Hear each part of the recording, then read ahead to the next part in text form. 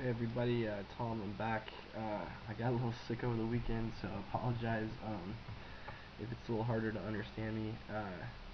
Just this first video is going to be some global comments about your REA2s, Research Essay Assignment 2s, which most of you have turned in at this point.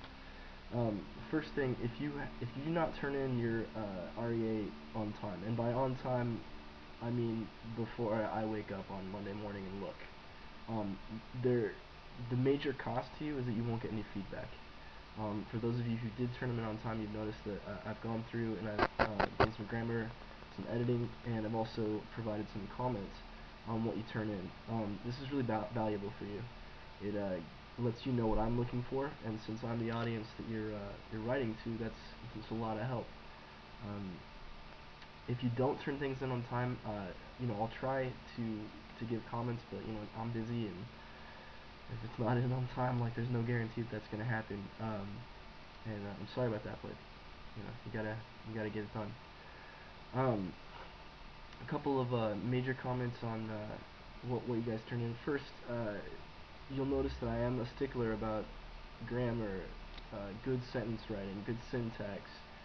Sometimes I even change words to make something a little more, a little smoother. That's just for your help. It's for your benefit. And honestly, at a certain level, it's really the more you read, the better you write.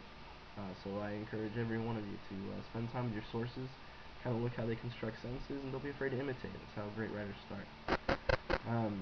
As far as the content, I was just really impressed, honestly, with most of your topics, questions, and what you thought the significance of your questions were. I was really happy that a lot of you, just specifically said, hey, this is something that's going on in our church right now. There was one about women in ministry, whether or not women can preach. I think Vince had something about what we mean when we say that God's presence, which is a really interesting question. I think it's great. And here's the thing, if you're wondering about your grades, primarily what I'm looking for is clarity. I'm looking for things to be succinct. I'm looking, obviously, in this one, that you followed the craft of research, the topic, question, significance format. And I'm just gonna tell you guys, Mackie, he turned in basically one sentence. It was perfect. I mean, he just nailed it. The sentence introduced the topic, gave a specific question about the topic, and explained why that's significant for his church context. I mean, it was clear, it was concise, it was simple. One sentence, a perfect submission. That's really hard to do, actually. It's not easy to get your thoughts so concise and so Mackie, great job, man, and the rest of you, that's something to aim at. I'm not interested in length for length's sake. I'm interested in content. If you can do something in one sentence that instead of 5, do it in 1. That's better writing. You get more bang for your buck. So please do that. Another thing I've noticed, this is a little more of a criticism. A lot of you, when I'm reading your assignments, it's almost as if you know the answer before you begin your research. First off, let me just say that of course you have an idea of what you think you're going to find. My own dissertation, I had some ideas about what I thought the labor of God at the cross looked like or meant.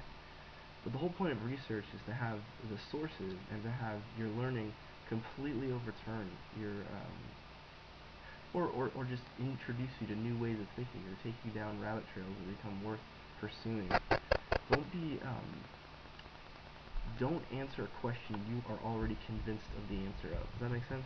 If you are certain that this is the way it is, then don't let that be your research topic, because all you're going to do is you're going to be too biased, and you're going to ignore important arguments, and you're going to eventually write something that's just not as good as if you come with a real sense of openness and a real curiosity to your material.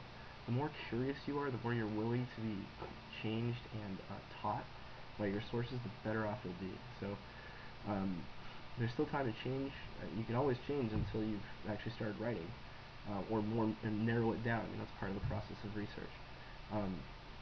So for some of you, if I made a comment, something like, it seems like you already know what you're going to say, that's a warning. Good research is research that changes your mind. So please keep that in mind while you do your work. A couple things for this week's assignment, your REA3. You're going to be writing a bibliography, and you're going to be searching out 3 sources. You're going to be searching out a lot of sources, but we're going to start with 3.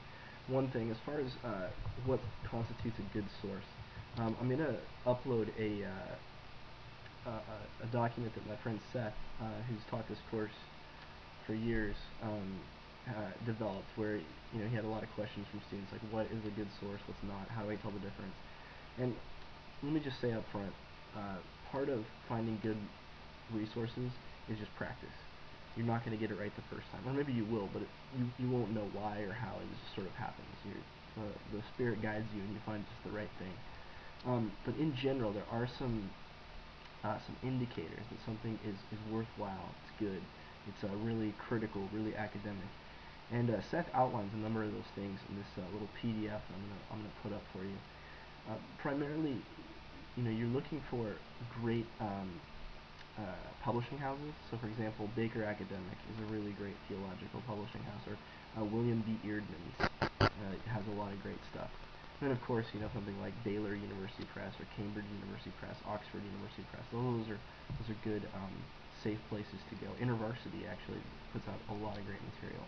Also, in general, you want the newest, latest research.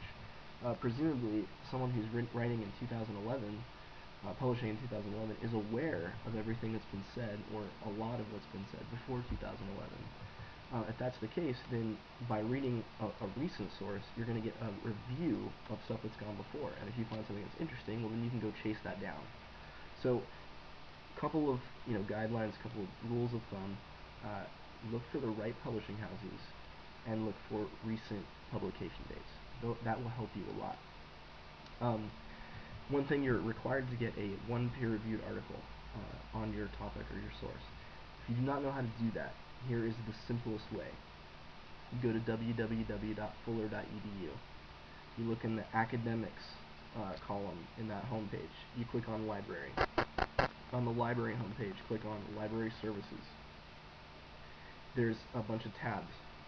One of them is for articles. Type in your search parameters, whatever you're searching for. It'll ask you to log in through Portico. So you use your Portico username and your Portico password. This gives you access to all of Fuller's online articles, all of their online journals. And there's a lot of good material that you can get right at your computer, right at your laptop in PDF format. Honestly, at this point, when I'm doing research, I only go to the library when I have to, because so much of what I need is available online, which is great news for you, because a lot of y'all are, you're San Francisco, Texas, you're everywhere, and you may not have easy access to one of Fuller's libraries. If you do, that's great.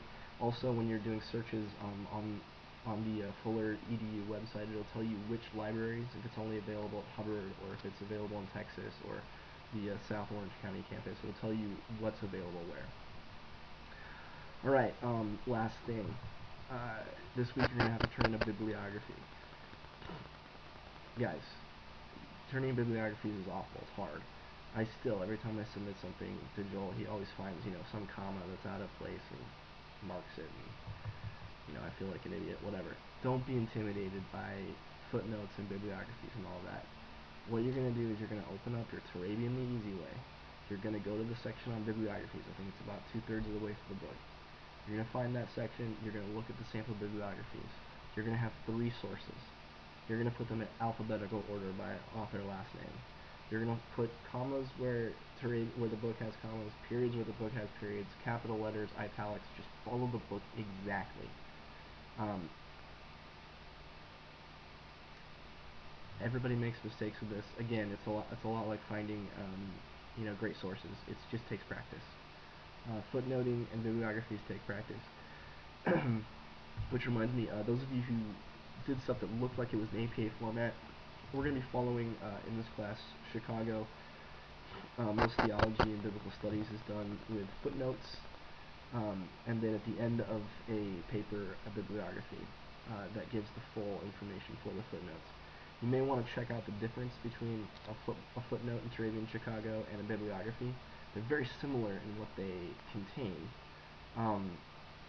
but the formatting's different. So you'll in footnotes you'll get a lot of commas, where those will be replaced by periods in the bibliography. I know it's boring. You're thinking, who cares about all the style stuff, when what I want to get to is, the importance of what I'm learning for God's people in this church. I feel you. I totally understand. Nevertheless, this is academia, and in order to do academic work at an academic level, we gotta jump through the hoops. We gotta learn how to do this stuff. So, good luck to everyone on this. I hope that you take this opportunity to really to find good sources, to find stuff that's really gonna help you, and stuff that's gonna help you learn. I've given some suggestions to a few of you as I've come across your work. You don't have to use those, but well, you're writing for me, so you probably want to. All right. I think I got another thing on creeds coming up. So, all right, see you.